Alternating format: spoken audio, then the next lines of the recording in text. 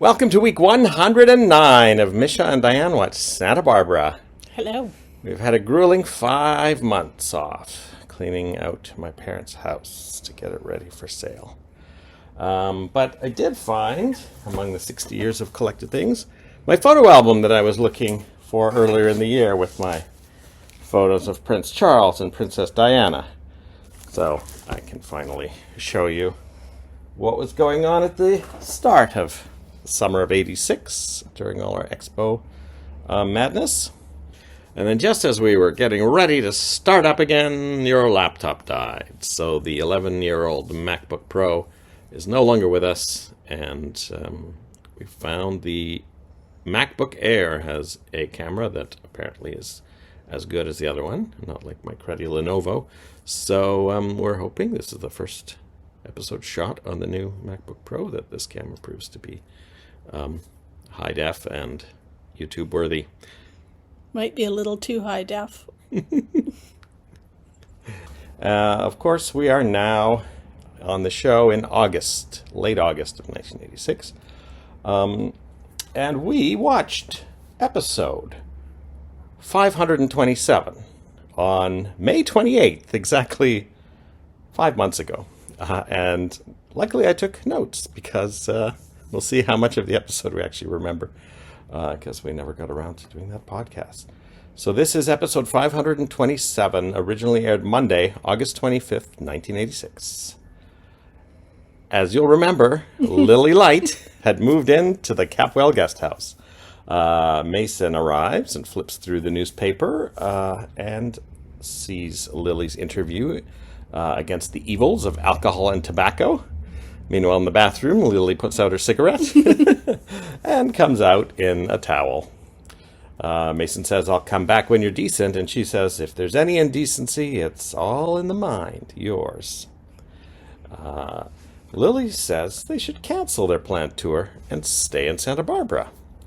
And she wants to build her own cathedral. She's also thinking they should try to shut down the casino.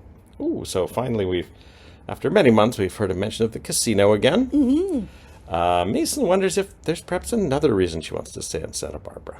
So I don't know if what this could be alluding to, but he seems to think that there's something she hasn't told him in their time together. Then Lily asks Mason if he likes Gina's looks, or if he liked Gina's looks. I guess she's aware that something happened between Gina and Mason. And then Mason sort of sidesteps that and says that people seem shocked by Lily's resemblance to Gina. And Lily says she can't believe CC was taken in by Gina. And she tells Mason that her father was a preacher and alcoholic, and he gambled using church funds, which is why she is so against some of these vices. In the beach house, Cruz gives Eden the engagement ring once again. He's opened up his little jewelry box, and she doesn't want to wear it because of Santana. Cruz says, well, it's been over for a long time now, but it may take a while to get a divorce. So I see they're sowing the seeds for a long, stretched-out reunion of Cruz and Eden. We'll probably get a wedding at some point during one of the sweeps, but not immediately. Well, what are we at? We're in August, so the August sweeps are just ending. So maybe something exciting will happen this week to finish up the sweeps period. So far, it's a Monday episode, so just probably setting things up for the end of the week. Cruz and Eden talk about what kind of wedding they want, and then he asks her to move into the beach house. She teases him about some wings she's found in that jewelry box that apparently a stewardess gave him 5 years earlier. And he clams up on the subject. So I don't know if this is just a little thing for this episode or if this is an ongoing story of some stewardess that's going to show up. I can't recall. Well, when Cruz was first introduced, he was sort of given this persona of being a bit of a ladies' man. And then that fell by the wayside, I think, when it became clear that he and Eden had a real chemistry, and the actors had a real chemistry as well. So this might be a little bit of a callback, though, to that original sort of sketch of Cruz. Because Eden says even though she was in Europe, Mason was around and he would know. So that implies that Cruz and the Capwells were kind of buddy-buddy even before, he got called back to Santa Barbara to put out that fire on the oil rig. Cruz gets called into work regarding the Lockridge kidnapping. At the Capwell house, Eden asks Mason about that stewardess. Mason says, I do seem to recall that they attracted some attention. It was hot and heavy. Of course, Mason is the new Mason, and Eden says, it's nice to see Mason so happy and nice. Mason says, I owe it to Lily. And Eden says, maybe she's clouded your judgment. I'm sure I can spend 5 minutes with her and find out what she's really like. And then Lily appears. Be my guest. So wherever Mason is, Lily follows. Lily tells Eden she wants them to be friends. Eden says, I don't think that's going to happen. She asks how much money Lily makes in a year, clearly thinking she's after Mason's money. And she says, I do the work for love. And Eden asks, do you live on love? And Lily says, I take people as they come. And Eden says, how much do you take them for? Eden asks Gina how much it'll take to get her to leave town. 50,000? 100,000? Mason enters and asks if Eden has had any luck with Lily. Eden says, I'm stumped as to why he would be attracted to someone who looks so much like Gina. Mason says their characters are complete opposite, and Lily says that she can prove that. Lily says that she will prove that. She is nothing like Gina. The thing is, we've secretly already seen her smoking and drinking, so perhaps she is not very different from Gina. A very effective shorthand for showing that she is a con artist, at least at some level. Paul Whitney arrives to tell the Capwells that Cruz has mounted an investigation to find Augusta Lockridge. And he also mentions he saw Lionel's car at the Lockridge house. Cece says he spends more time there than when he owned it.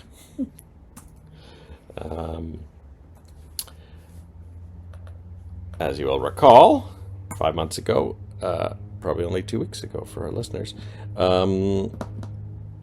Augusta gave Lionel $1 million in cash to make up for leaving him, ostensibly for her new love. Lionel enters the Lockridge living room with the briefcase filled with $1 million. And he encounters Alice, to his surprise, and she is frightened of him. Pearl enters and tells her that Lionel is a friend. Lionel realizes it's the girl who's missing from the mental hospital, and Lionel says she needs treatment. But Pearl explains that Alice was with his brother when he died under mysterious circumstances. Pearl tells him that they'll be gone by tomorrow. Lionel says he'll pretend he never saw them, and Alice touches his arm, which Pearl says she never does with anyone. So she can inherently see what a nice person Lionel Lockridge is. And Lionel goes upstairs to collect some papers. So for a house he left a long time ago, he sure returns a lot to get things he's stashed in different secret places. He must be pretty certain Cece's not just going to knock down the house. Must be related to your mom. I found all the secret papers in all the secret doorways. And now they're in a storage locker. Lionel visits Julia, and he says that they'll need to explain Augusta's absence to the police somehow. Julia says that Augusta could go away for a long time for faking her own kidnapping. Paul Whitney arrives, saying he was just at Julia's apartment looking for Augusta, which made me wonder, wait a minute, if they weren't at Julia's apartment, where were they? Because they were in some sort of someone's apartment. Lionel lives on the boat, so I have no idea where they were. Cece is with Paul, and Lionel says, I sent Augusta to Banff for a few weeks, and they'll probably follow in a little while. Cece says, I would like to hear from her when she returns.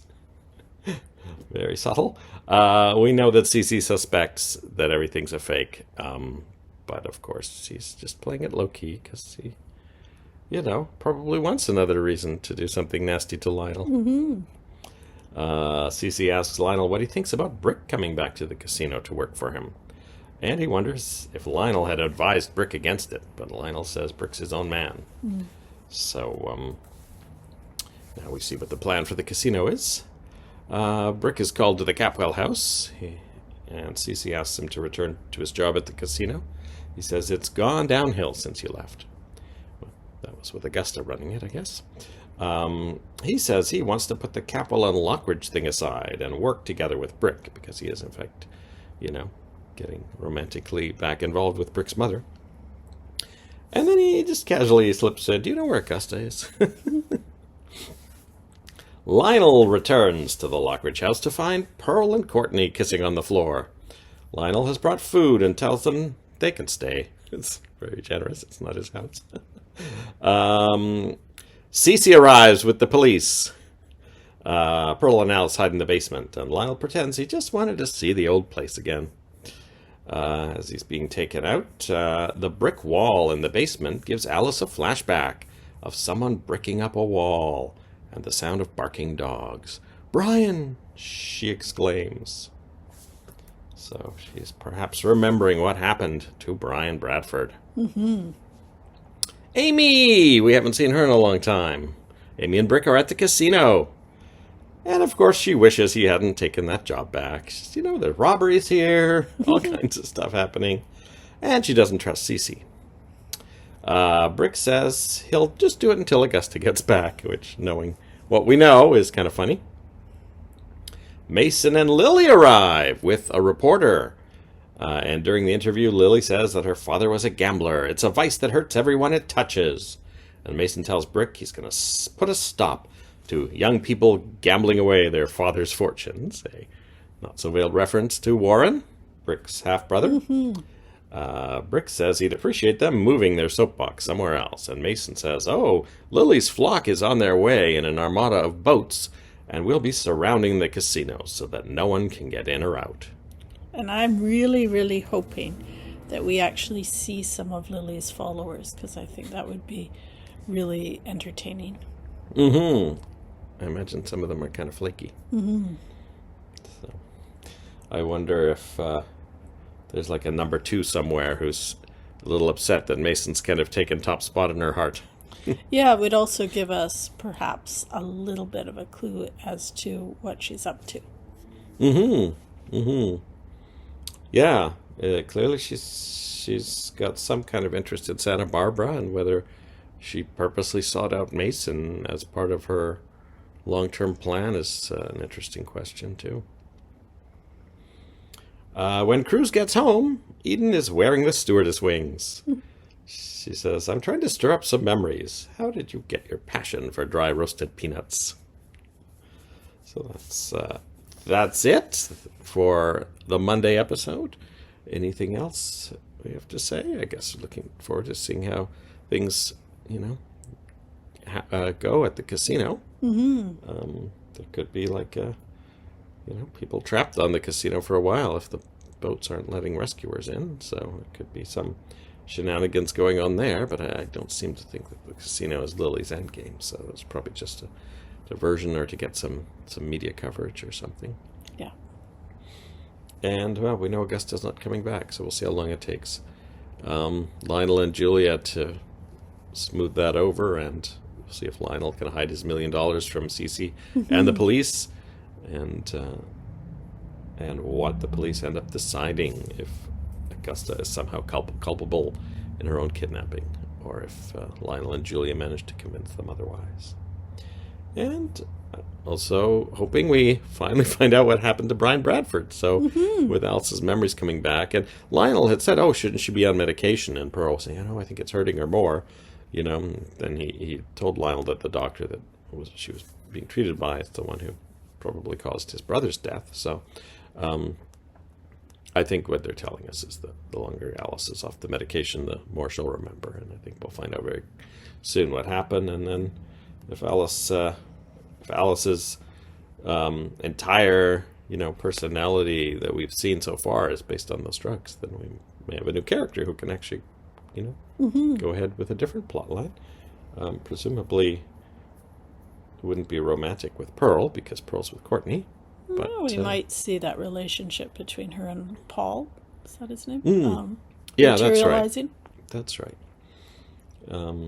Yeah, I guess we'll see. So we're back and doing our regular viewing and podcasting. And so we'll be back very soon with episode 528 of Misha and Dianne Watch Santa Barbara. We'll see you then. Bye-bye. I do my work for love. Well, you have to live on something.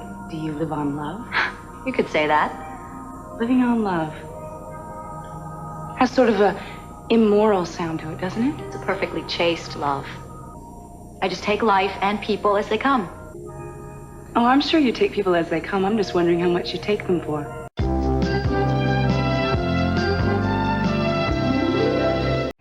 Welcome back. Hello. We've watched episode 528 of Santa Barbara, which originally aired August 26, 1986, which is a Tuesday.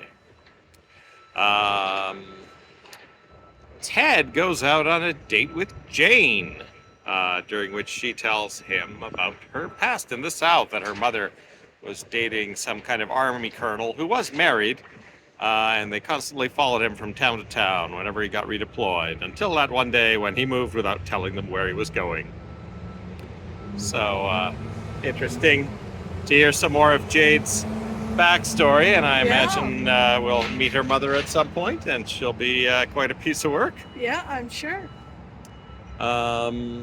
And I guess Ted seems to cure Jane of all her ills with his manly dating skills. They're at the Orient Express, and Gina and Haley walk in, and Ted rushes over to apologize to her, saying it wasn't on purpose that we came here.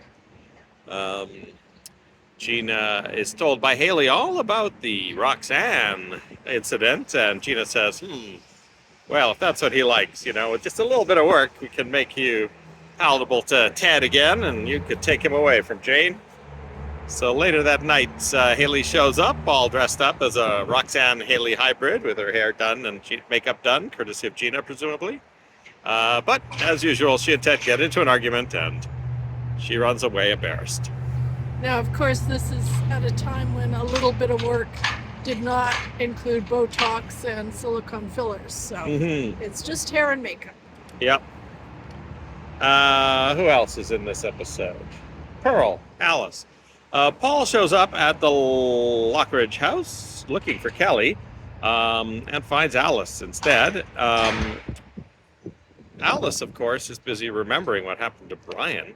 She remembers that Dr. Rawlings somehow got her to lure Brian to a church in Boston, and ends up remembering that Dr. Rawlings walled Michael up behind a brick wall in the church. So it's getting very gothic. Now, Paul, the police officer, is listening to all this, as well as Pearl's story about how, Dr. Rawlings mistreated Brian, but he still wants to take Alice back to Dr. Rawlings, which seems kind of nuts. Alice remembers the name of the church in Boston at the very end, so I think Courtney, Pearl, Alice, and perhaps Paul, if he can be talked into it, will be winging their way to Boston to find the remains of Brian Bradford walled up in the church. At the casino, Lily and Mason have their followers blockading the casino. Cece rushes over there, and long story short, has Lily arrested for trespassing.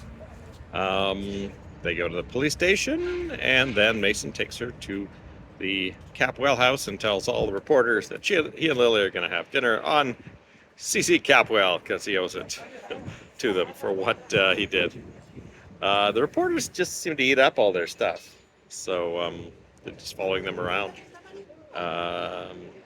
And they end up going to the Orient Express as well, and then Gina meets Lily officially there, and she thinks Haley is Gina's daughter, and Gina, they kind of trade insults, and Gina says to Haley, you know what, I'm gonna dig into that Lily light and just defeat her in some way. So she hates her immediately. And once again, and I think this has been a comment I've made since the beginning of the series, I'm actually stunned by how little control billionaire C.C. Capwell has over the security of his house and his properties. Yeah, with the Lockridge house, he was told a while ago by Paul that Lionel was there, and you'd think he'd just have a man stationed at the door. Yeah. So Haley also comments on how much Gina looks like Lily. And Lily and Mason then head back to the casino where Rick has been working all day and Cece's still there. And the reporter's in tow. Rick tries to eject her, barely jostles her elbow, but Lily falls to the floor, pretending to be completely injured. Mason whispers to her, "Oh, the reporters are eating it up." So, yeah, I don't know if they're going to succeed in getting that casino shut down.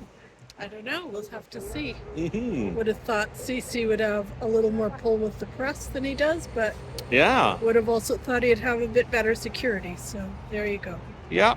So hopefully Rick won't lose his job at the casino after one day.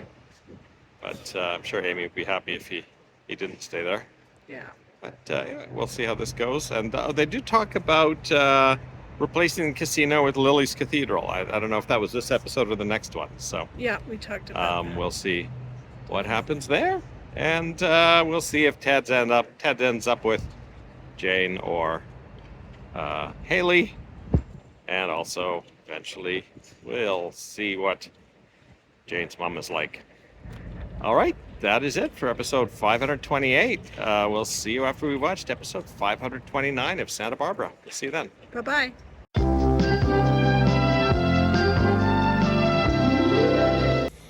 Welcome to episode 529 of Misha Dianne Watch Santa Barbara. Hello. We've finished watching the 529th episode of Santa Barbara, which originally aired Wednesday, August 27th, 1986. Now, we have a little bit of housekeeping to do before and after, but just want to give a quick rundown of the various Santa Barbara actors we've seen on other shows recently, if not over the summer, because that's a long time. We saw Charles Bateman on something, probably McLeod or something, or Cannon, one of those two. He's on Cannon once in a while, isn't Yeah, I think we saw him on Cannon. I feel like we might have seen him on Switch. he? Oh, and Lloyd Bachner we saw on something the other day. I can't remember what that was.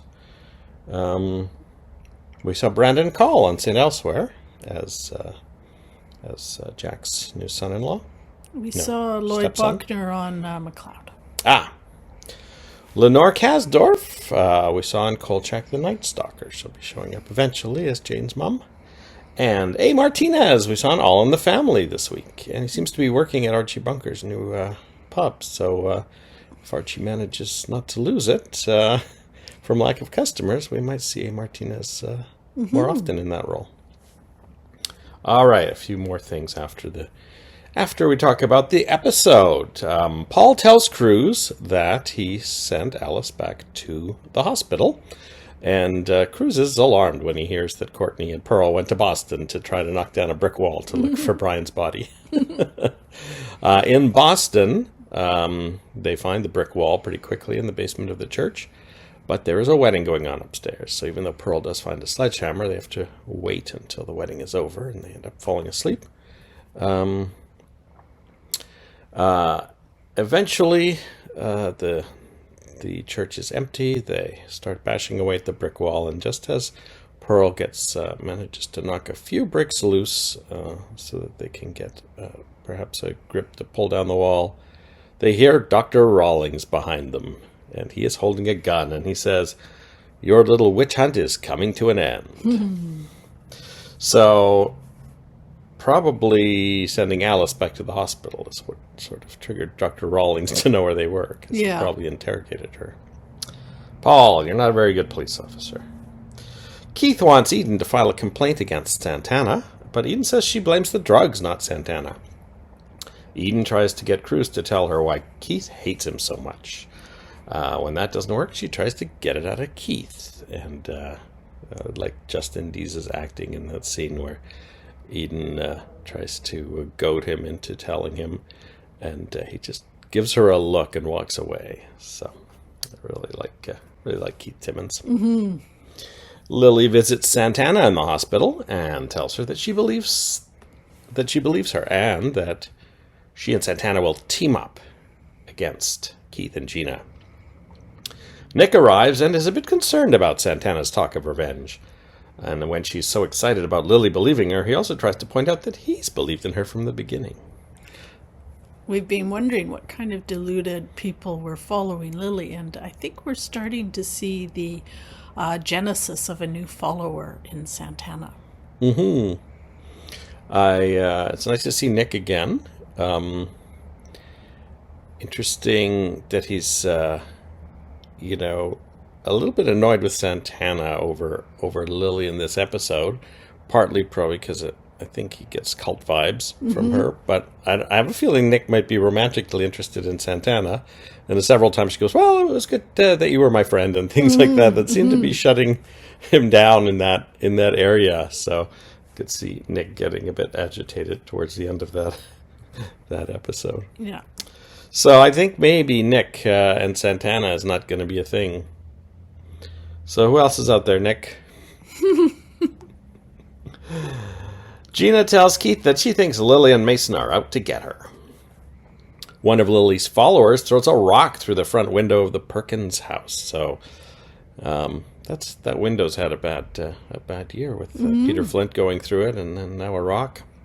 The rock has a note attached, as they often do, warning them to close down the casino. Cruz says there's no way to prove that Lily ordered it. So Brick says, well, when I was in the circus, I'd see people like her. They'd come into town and take advantage of people. So he spots her as a con artist right away. Yeah. And he pays Lily a visit, and it's interesting because she's looking for her cigarettes, and suddenly he goes, so you're looking for these? So he's either was there earlier and picked them up and then waited for her to come home, or she dropped them at the front step. Anyway, she insists they're not hers. He plunks the rock down on the table and says that he's going to expose her. And he also sees on the table that newspaper with the casino on the front cover, where they have overlaid it with the plans for the cathedral on the oil rig. So Brick is now aware of their plan. Cruz arrives. Oh, sorry. Go ahead. No, I was just thinking you were saying you were wondering if Brick had been there earlier or whatever, which is, of course, entirely possible. But it's interesting that they've made Lily's tell, the fact that she's smoking cigarettes whenever someone isn't around, because that's actually a pretty easy habit to detect. Mm-hmm. Yeah. And in some ways, I almost think it might have been more effective if they showed her, with some drug paraphernalia or something that would have been, unless she was full-on out of control, might have been a little bit harder to detect right away. Well, soap opera writing hasn't improved in 35 years, because this week on Days of Our Lives, in the middle of the Demira living room, Nicole's daughter, Holly, was about to light a joint when Johnny came in the room and she hid it. And I'm like, why? If you're hiding it, then you shouldn't be generating smoke in the living room of a house where no one smokes. Yeah. Since Stefano passed, he used to have cigars. So everyone would know immediately. And of course, they would suspect you as the kid who just moved. Well, I guess she's been there the whole time, technically. Yeah. But, so, yeah. So, this kind of writing is not... has not been lost in the world of soaps. It's like when we used to watch Highway Patrol, and they would sneak up behind the bad guy in a helicopter. And if you've ever been near a helicopter, you know they're pretty noisy. Mm-hmm. I don't think I've ever seen in a show where anyone reacts to a smell that in the real world, and probably even on the soundstage at the time, they would have smelled, and it would be complete tell. Yeah. Like when people, break into other people's rooms, you always think, wow, they better make sure they have no cologne on, that their clothes don't smell like cigars from some other thing, because someone's going to come home. You could immediately smell if someone's been in your place that doesn't smell the same as you. Yeah. Cruz arrives and was a bit annoyed that Brick raced there ahead of him. Lily tells him, oh, it couldn't have been any of my people because violence is one thing I do not preach. So it's interesting. I wonder, when you think of cults we've seen recently, like that documentary about the one in Washington or Oregon, there's always this deniability by the leaders that they didn't order anything. But you wonder, you wonder, is there like a small group at the top of this organization that is like planning all these evil things, with Lily's input, and or is it just rogue cult members thinking, oh, this is a good thing to do, but Lily obviously, isn't decrying it on the pulpit. Well, I think there are different kinds of cults, and this one's obviously a scam. So, Lily is aware of what her ultimate aim is, which is probably not what she's telling her followers. And whether there are henchmen who are in on that plan or not, we don't know. We haven't really met them yet. Mm-hmm. Now, I doubt they have money to introduce too many other yeah, side characters. exactly. I think there are cults that definitely the leaders are maybe a bit mentally ill themselves, or true believers themselves, like Heaven's Gate or whatever, which would be a completely, I think, almost a different thing, although they're very similar. So yeah, I think that's the question. Does Lily have anyone around her who is in on the scam and is maybe helping her, or is this entirely her own creation? Mm-hmm. Did she run and throw that rock through the window herself? Mm-hmm. She tells Cruz, "I met your wife today," and it's funny throughout. She likes to refer to Santana as Cruz's wife as often as she can, which is obviously annoying to those who are trying to get a divorce from her. Mm-hmm. And she says that we're going to see that Gina is brought to justice, and that her plan is to reform Gina. Mm-hmm. When Cruz leaves, she returns to listening to one of her speeches about the evils of drinking and smoking as she lights a cigarette and lays down on the couch. And it's interesting, we're starting to see that a lot of her vendetta is actually aimed at not Mason or the Capwells necessarily, but actually Gina. Mm-hmm. So, I'm starting to wonder if perhaps she's a relation of Gina's because they look so much alike, or if there's some deeper history there between them that we don't know about yet. Well, Gina invites Lily to the Orient Express to find out what she's cooking up. And she tells Lily, that the reason she is the way she is she's had a hard life and she had to do whatever she could to keep her son. Lily says that the only thing she's conspiring to is to find some goodness in Gina's life. And Gina goes, "Why, you going to save me?" Meanwhile, Keith is searching Lily's room. So I don't know if they coordinated that, Gina and Keith. And he finds an album full of newspaper clippings about Gina, going back surprisingly far. He brings it to the Orient Express to show Gina, and Lily says that, that's the information Mason gave me about you. But I don't buy it. I think she had Gina in mind long before the Capwells came into her mind. Gina thinks they should just plow ahead with prosecuting Santana, but Keith is worried about the optics of someone who has potentially a lot of followers in Santa Barbara, maybe denouncing him as the DA. So he actually makes a call and drops a bunch of the ancillary charges against Santana that he'd kind of piled on to as they do, to get the maximum sentence out of her.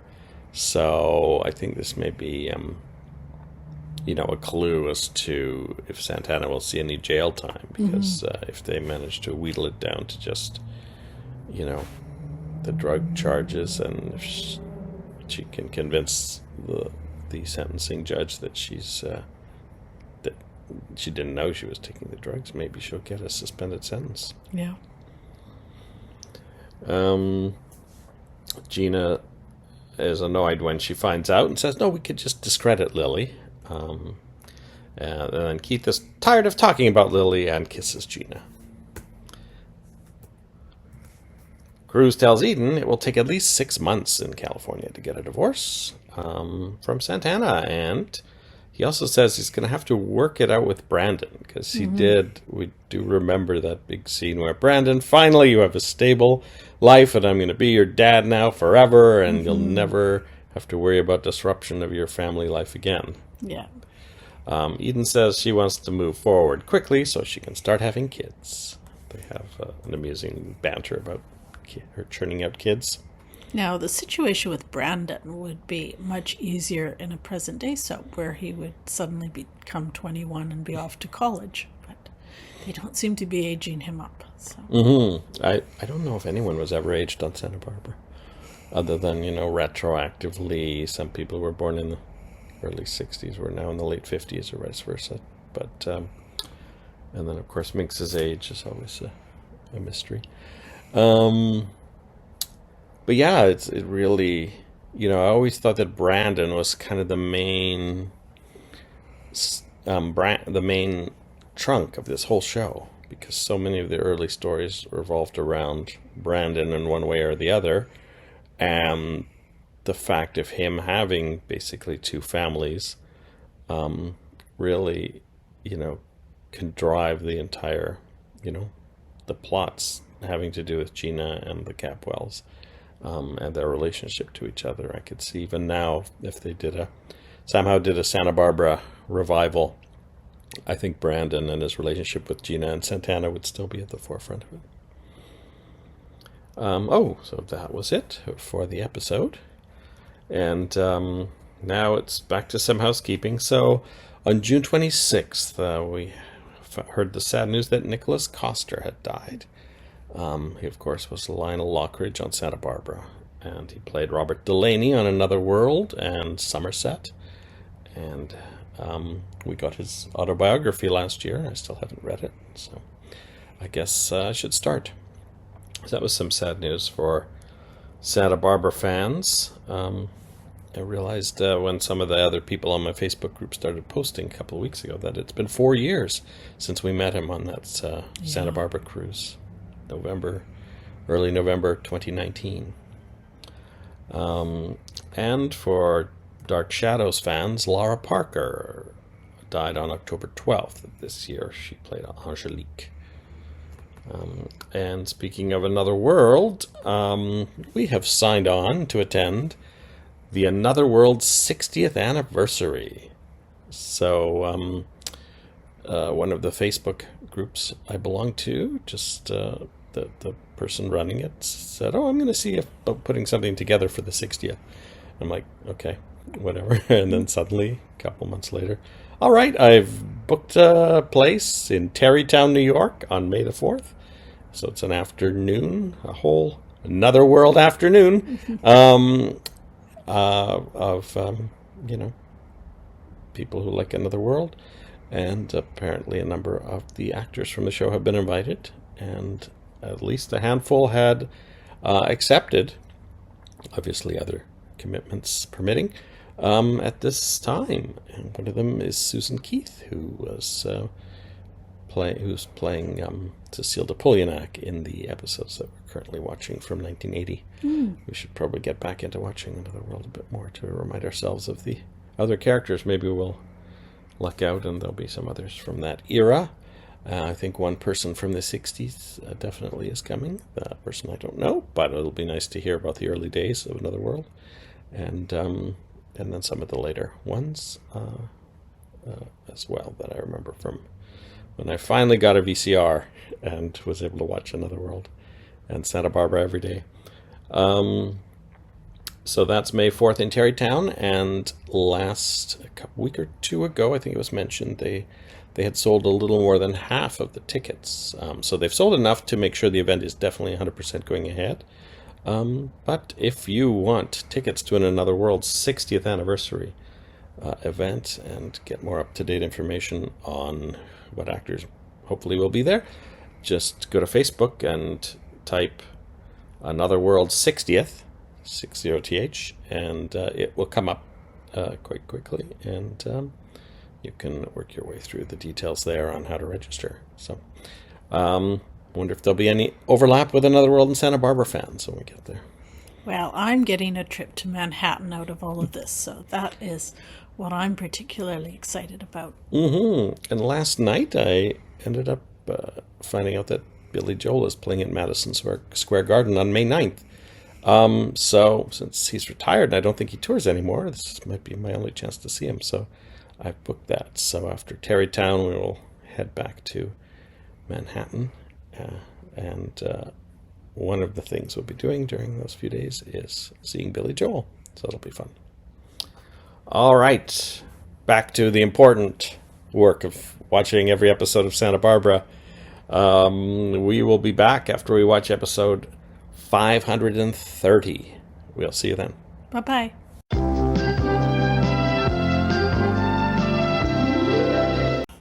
Welcome back. Hello. This is episode 530 of Misha and Dianne Watch Santa Barbara. We watched episode 530, which originally aired August 28th, 1986, and this is a Thursday. And Cruz and Paul go to the hospital looking for Alice. Nurse Gaynor, who we've seen several times over this storyline, won't let them talk to her without checking with Dr. Rawlings. But he's out of town, and she won't tell them where he's gone. But one of them spots Alice going into her room, so they sneak in there. And when Nurse Gaynor finds them, she says, I'll report this to Dr. Rawlings as soon as he gets back from Boston.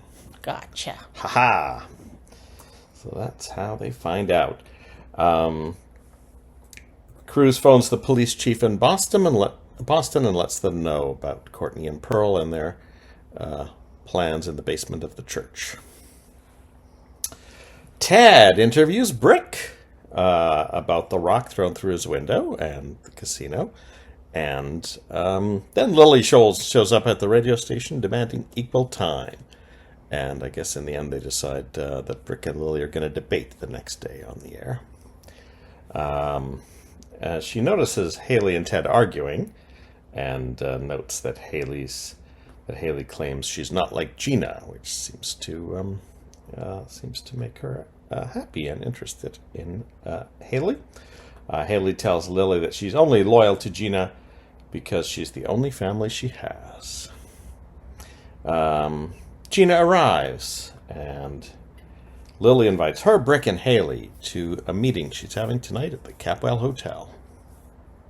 So it's interesting, the Capwell Hotel staff in charge of the banquet halls have not been told that the Capwells don't particularly care for Lily Light. Mm-hmm. But I guess maybe Mason has some strings he could still pull the hotel staff, so they might have done it without Eden or Cece even being aware. Yes, once again, the great C.C. Capwell seems to have remarkably little control over what happens in his own life. Mm-hmm. So I guess we'll have another revival meeting.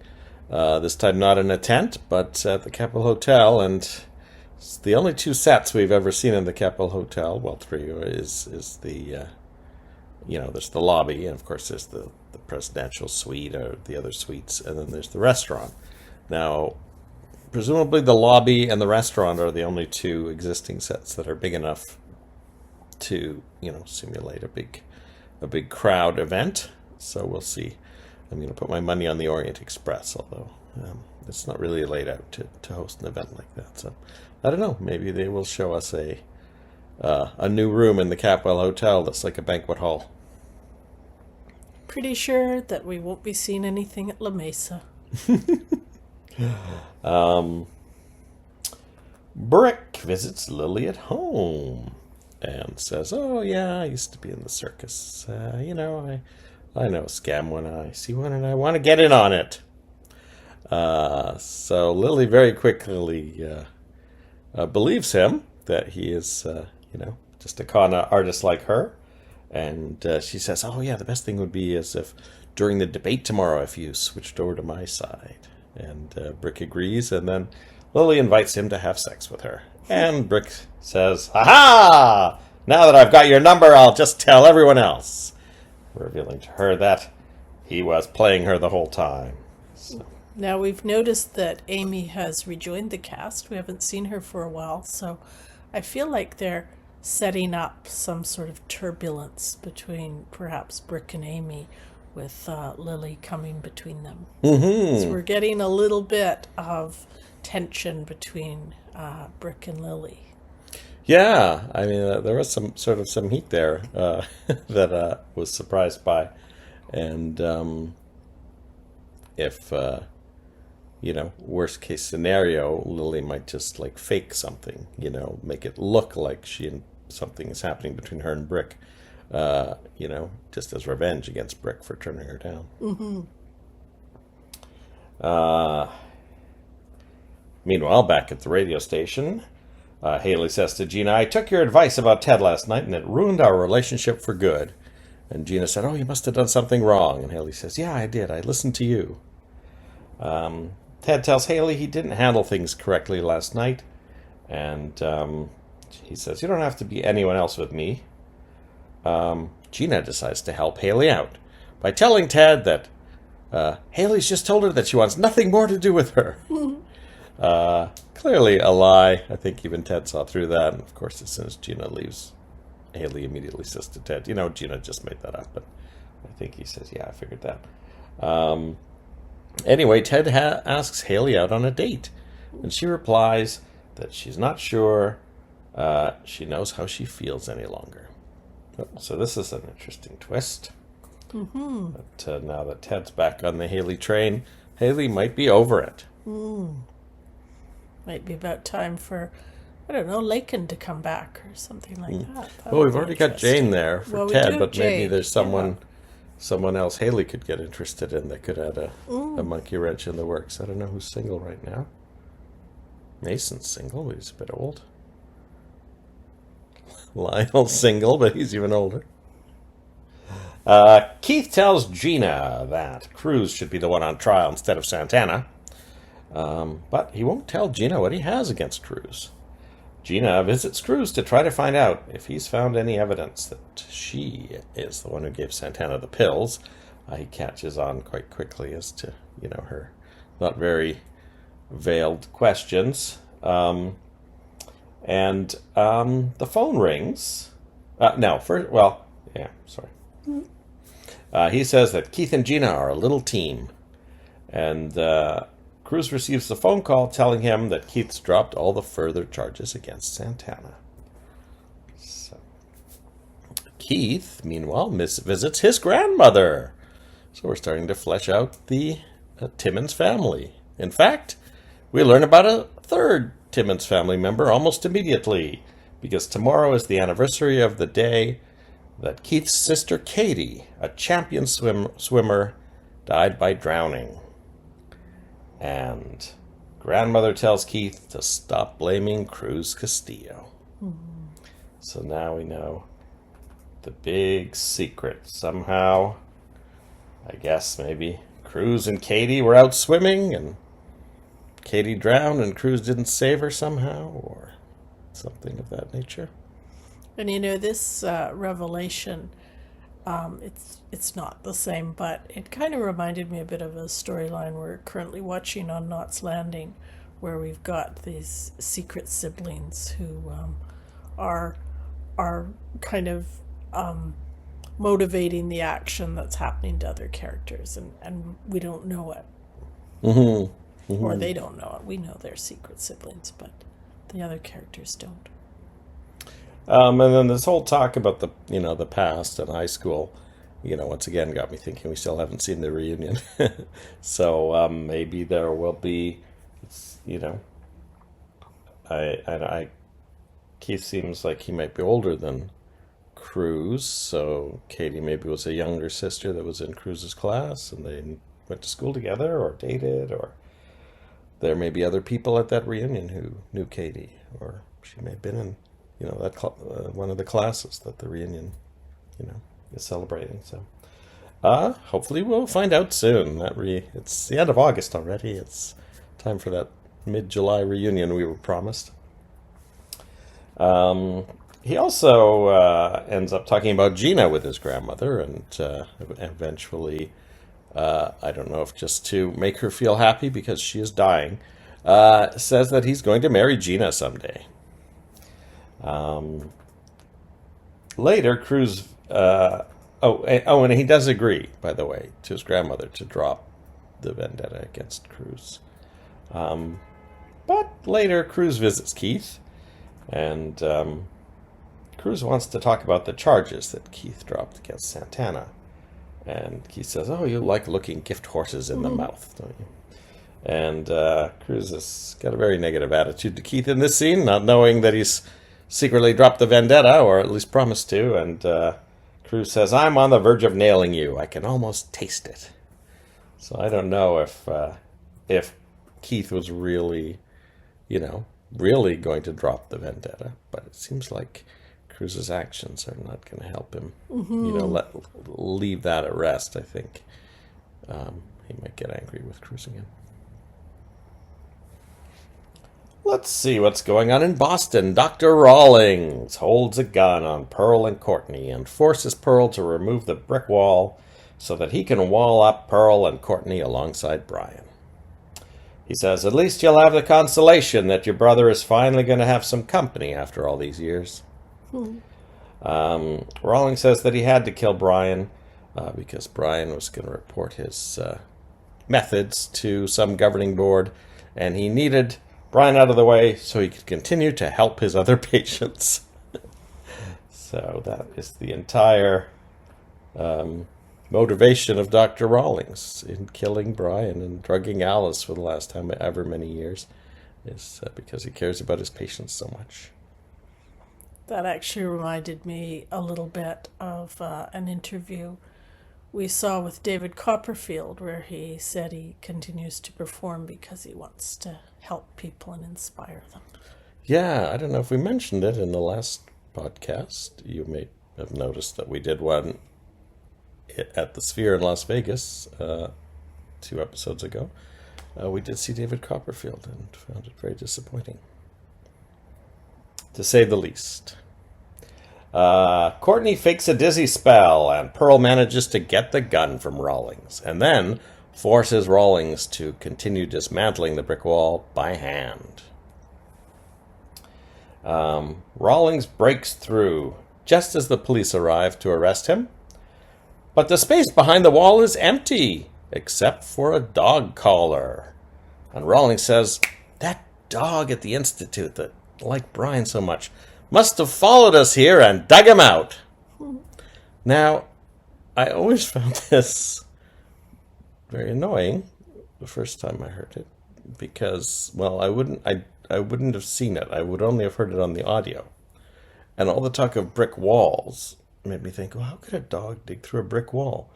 And I thought, there must have been, if I had been able to see it, there must have been some dirt or something around that a dog could have dug through. But nope, it was a brick wall. So I don't know if they're implying the dog just ran against this brick wall with the still wet mortar. I don't know how quickly that sets, and broke him out. And then Brian, in order to trick Rawlings, rebuilt the wall. But I just, even after 35 years, I remember being very disappointed with that weird reveal that some never before heard of dog ex machina Super dog. rescued Brian from certain doom. And, the other part of this, I didn't notice that so much, although, yeah, it didn't make sense much, really. But we actually do see the dog. And he looks pretty good for what would be an extremely elderly dog. Like, I get the feeling this was 10 years ago that Brian died, but maybe not. The dog does look old, though. He is big. What is it? Well, I don't know my dogs, but he's one of those yellowish ones that's kind of big. And he could be fairly old. But anyway, we see the dog bringing Brian his newspaper. So Brian has been hiding out somewhere all these years, probably keeping under the radar so that Dr. Renfro, doesn't find him, and don't know where he's got the money from to survive on. He seems to have a little apartment somewhere.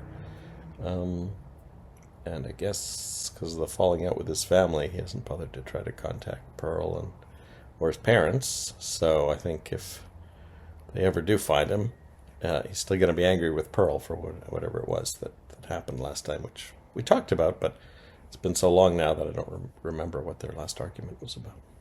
Now, I was assuming that perhaps, and we don't actually see Brian, we just sort of see his arm, that maybe he had been injured somehow or something, because I would have thought he would have tried to go back and rescue his girlfriend Alice. from Dr. Oh, Rollins. that's true, yeah.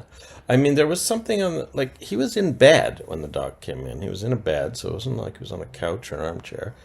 And there was some, like a pill bottle on his nightstand, but it looked quite large, like a vitamin pill bottle. But maybe the implication was that he's quite ill, and or at least physically infirm and not capable of staging a rescue. Now, one very, very tiny detail that I did notice in this was when they had gotten control of the situation from Dr. Rawlings, the first thing Courtney said was she actually urged Pearl to kill Dr. Rawlings. Yes, that's right. Which seemed so kind of out of character for her. And it immediately made me remember that we still really hadn't solved that whole case of what happened to her sister. So, could the writers have yeah. not known who the killer was going to be, and maybe now they're planting some seeds? I don't know. Yeah, that was kind of, I don't, I think Pearl didn't have too much time to react to that, but just shoot him. yeah. But probably in the next episode that they appear in, Pearl may say, "Oh, I'm a bit troubled that you just wanted to kill Rawlings." So, I mean, she's just been held at gunpoint for 8 hours in a basement, so, she can't be entirely blamed. And we have a full cast credits in this episode, and we have some changes. So the first change is that we have a new cast member. Lily Light, played by Lynn Clark, is now in the credits. And, I had mentioned, I think before from my research, that she's basically on the canvas the entire time that Robin Wright is off filming Princess Bride. Robin Wright, however, is still in the credits, so presumably, I don't know how the contracts work, but it sounds like they're the way that they gave her some time off in lieu of extending her contract. Maybe she will be credited continually this entire time she's gone. Rosa is still in the credits, even though, as we know, we won't see Rosa for many years. Alice now has a last name. Her last name in the credits is Jackson. I don't know if we knew that before, but I remember being a little confused when the Paul character came on, because the actor's name is Stoney Jackson. And I'd kind of remembered in my head that Alice's last name was Jackson, but I thought Stoney Jackson was the character's name. So for some reason I thought it was her brother when he first came on, and then it sort of became clear that that was not the case. And back in the credits after quite some time, Amy Perkins Wallace, played by Carrie Sherman. So she's back in the cast, and I can only assume that they've thought of a super exciting storyline for her to rival the I can't remember the name of that country where they went to battle Jack Stanfield Lee's evil twin. So we'll see what the writers have in store for Amy and Brick, presumably. Sounds like this Amy Brick Lily thing that you are thinking about is a reasonable idea. Louise Sorel is out of the credits now, which she was briefly already, before her short return. But we know that she is now on One Life to Live, so we won't see her for a while. And then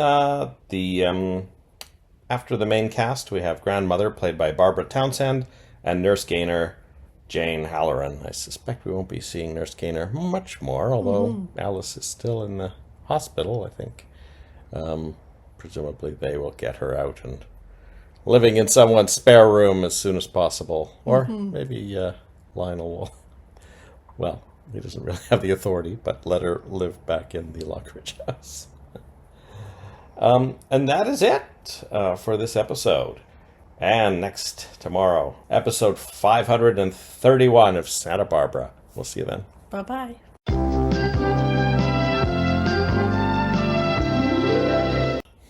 A shocking death rocks the people of Santa Barbara as Misha and Dianne watch Santa Barbara, episode 531. Originally aired Friday, August 29th, 1986. Gina meets Keith's grandmother and puts on a show for her about how much they want to have children. Keith's grandmother tells Gina all about Katie, and then she dies.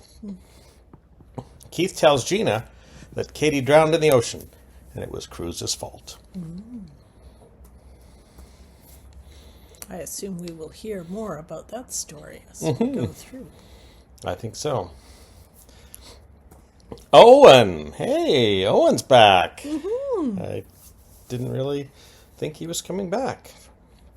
He and a couple of other residents, who may or may not be the same extras we've seen previously, because they never had names, at the state hospital have heard that Rawlings might not be coming back. And Pearl and Courtney arrive with the newspaper to confirm the good news. Pearl tells Alice that Brian is alive. And Alice remembers bringing Percival the dog into the church. They did talk about, what we had mentioned seemed a bit unlikely last time, about a dog digging through some bricks, and Pearl threw in a line about wet masonry to try and paper over that obvious plot issue. Yeah, it's one of those things. I have a feeling the writers just threw it in until they came up with something better, and then they didn't, and now they're sort of not backtracking, but trying to make it sound a little bit more plausible. Paul, who is also there, tells Alice that her records are being reviewed.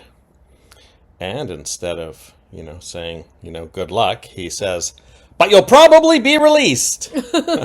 I feel like if things are in front of a review board, you kind of have to let the review board make the decision and not get up the hopes of someone who's already got a fragile, psyche. Yeah. But I feel like she'll be released. I think so. I feel he said that more to the audience than to Alice, so that they don't have to show it, and she'll suddenly just be living, with Courtney. Pearl calls his parents to tell him the good news. But the butler says they're out sailing in the Aegean for a few more weeks. And Pearl puts on his proper Boston accent for this phone call. Pearl says he'll advertise in every paper in the Western Hemisphere looking for Brian. Meanwhile, at Brian's place, Percival brings in the newspaper, which has Pearl's picture on the front page. Brian takes it from him and promptly uses it to light the fire without ever reading it. So we may be, strung along a little bit before we see Brian, let alone before Brian realizes that it's safe for him to come out of hiding. Yeah, in a way, this is a little bit like Ted's flirtation with Roxanne, and that we're just seeing little kind of bits and pieces of Brian, just little teasers. Eden moves into the beach house. Cruz and Eden go to the Orient Express for lunch. So do Brick and Amy. So do Keith and Gina. Gina is lugging around a painting. Keith tells Cruz that the chief wants to question him about Kelly's whereabouts. Gina tells Eden that Keith's grandmother died, and that Keith now hates Cruz more than ever. Gina hands Brick Keith's dossier on Lily Light. So that was, a very interesting location to sort of pivot all these stories in different directions. Cece is annoyed to find that Lily is still living in the guest house. And he has a very amusing way of reacting when she walks in. He says, "You are still here." Just the way he said it, I thought was hilarious. Mason asks him if he has a gnawing fear that he'll be converted.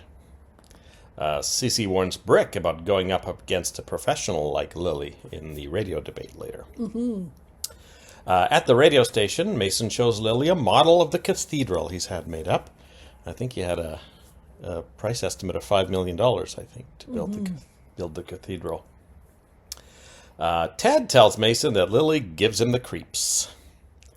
The debate begins. Brick brings up the fact that she secretly smokes and drinks, and that her father embezzled from the church. But Lily says she preaches because of her father's hypocrisy. And Lily says the people of Santa Barbara are behind her. Brick says he doesn't care what the people of Santa Barbara think and storms out. He returns later to smash the model of the cathedral. Cece and Sophia are listening to the radio, and Cece turns it off and says, he almost had her.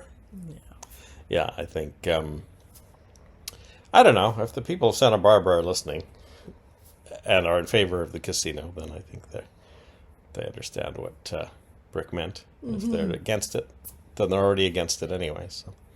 Yeah, I feel like in this little war of words between Brick and Lily, we're almost going to see a bit of a dance like we do in some of the various court cases where, we've seen Mason go in strong and then lose, and then, other things happen. And I feel like we're kind of having a little bit of that dance where Brick and Lily are kind of, they're sort of dancing around each other, and I think there'll be a lot of ebbs and flows in what they're going through. Mm-hmm. Keith and Cruz arrive at the Capwell house. Keith demands to know where Kelly is, and Sophia says they haven't heard a word from her. Keith accuses Cruz of helping them to hide Kelly. Keith tells Cruz that after this he's going to be working as a security guard. Maybe old man Capwell will let you watch his front gate. At home, Eden tells Cruz about Keith's grandmother dying. And Cruz says he's got to go, and he goes straight to Keith's grandmother's house. So I feel like he must have known her. There he finds Keith taking the sheets off his grandmother's bed, and Keith says, "Get out of here, you don't belong here." Cruz says, "Keith, this thing has gone on long enough. Let's end it here and now." And Keith picks up a bottle and smashes it against the dresser and said, "Yeah, let's end it here now." So I feel there may be a fight coming up next episode between Cruz and Keith over Katie. I think we'll need some flashbacks, really, at some point with Katie and Cruz, because it can't all be exposition. Gina shows up at the Capwell house to give Cece and Sophia their wedding gift.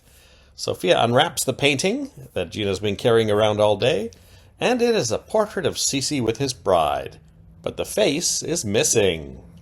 Gina says, "Oh, the photo I gave the artist wasn't good enough. He wants you to sit for him personally to finish it." After Gina leaves, Cece confirms Sophia's suspicions that the woman in the portrait is wearing Gina's wedding dress. Cece says, "It's painted from a picture they took at the wedding." Sophia says, "What do you want to do with it?" And Cece says, "Burn it." I have a feeling that painting is going to be completed, and that there may be two different versions of it. One with Sophia's face, and one with Gina's face. And which one will show up on the wedding day? We will see. I feel like Gina might swap them out in the middle of the night or something. Not that, I don't know, Cece would hang it proudly in the hallway, even if it had Sophia's face. But Yeah, either way, it was actually pretty awful. yeah, it was kind of washed out too. It was almost like, a photo taken off a VHS tape was just framed. And that is it for the episode. And this is a Friday episode, so I guess our big cliffhanger was Cruz and Keith fighting. Mm-hmm. So maybe someday we'll see what Katie looks like in a flashback. And we had some credits today over a photo that I don't know if I've seen before. Mm-hmm. It seemed to be, it looked very much in style-wise like the Capwell mentioned, but it was just a fence with a stone fence with an arch in it and a bunch of vines growing on it and flowers. So I've listed it in my notes as Capwell Estate Arch, which we may see again someday. Well, since we just had credits yesterday, there really has been no difference in the main credits. Barbara Townsend is once again credited as grandmother. And Owen is, of course, played by Gary Allen. And that is it for week 109 of Misha and Diane Watch Santa Barbara. We'll see you soon for week 110. Bye-bye. Bye-bye. Good morning, Mr. Capwell. You are still here.